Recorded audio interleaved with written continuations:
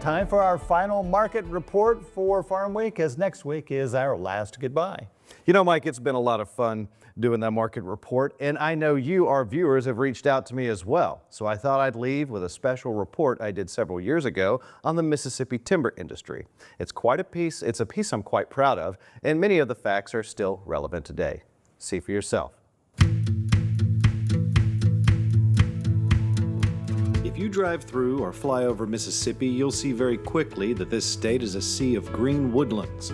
With such abundance comes a unique industry, forestry, the third largest industry in the state, bringing in $3.3 billion of income and creating over 64,000 forestry-related jobs.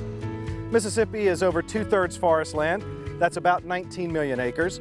Over 3/4 of that is privately owned, and there's about 3,000 certified American tree farms in the state. They grow hardwood, softwood, or both. I reached out to Ginger Williamson, Timber Commerce Liaison for the Mississippi Department of Agriculture and Commerce, to find out more. Mississippi is the third largest timber producer by acres produced, with nearly 20 million acres of forest land in the southeast. Predominantly, the majority of the hardwood that is milled for lumber in our state is red oak, and of course the softwood is southern yellow pine. We have nearly 1 billion green tons of forest growing in our forest land. That's a lot of timber. So we are well situated both in the southeast and nationwide as far as our timber resource, and really globally.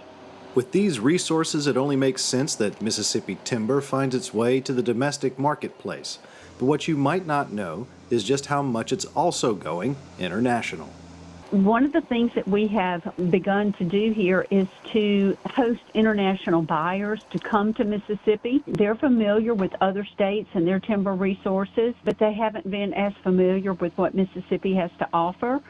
So we have hosted international buyers from India, China, Vietnam, Spain, Great Britain, Mexico, Dominican Republic, lots of different countries.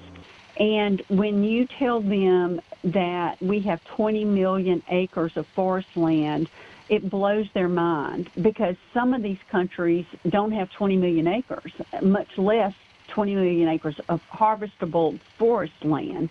So it is a real eye-opener. With that kind of impact on the world stage, it leads to an obvious question. We've got the wood, we've got the buyers, but what exactly are they buying? We have a lot of dimensional lumber. We have utility poles that are shipped all over the world. We have a lot of beams that can be used for construction mats that are used in the oil fields and various other construction sites. We have, of course, wood pellets, and that's a huge product right now globally. Wood pellets are used for power. So Japan uses a lot of our wood pellets for energy. Throughout Europe, they use a lot of the wood pellets for home heating. But on the larger scale, they're used for energy production in replacement, oftentimes, of coal. With such an important resource, it only makes sense that we would do our best to preserve it. Mississippi tree growers and harvesters have adopted practices that will help keep our timberlands healthy for future generations.